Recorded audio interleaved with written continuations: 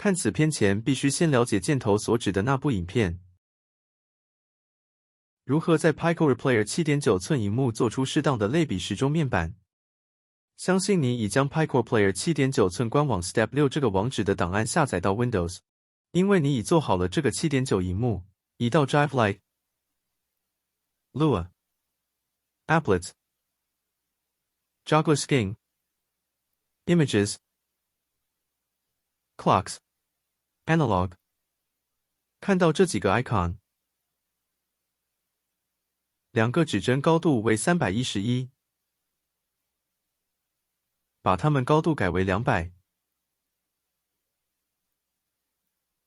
这个时钟面板用自己创意造出800乘以250图片，像这样。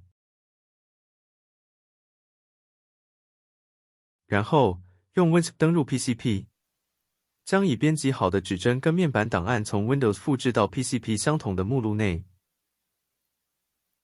然后用 PuTTY 按 PCP 7.9寸官网最后步骤，输入这行指令，在 Backup Reboot 重新开机后，按 Setup Screen Screensavers When Stop 选 Analog Clock。当停止播放一阵子后，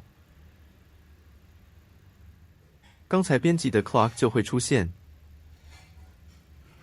以后可自行更换时钟面板，很简单吧？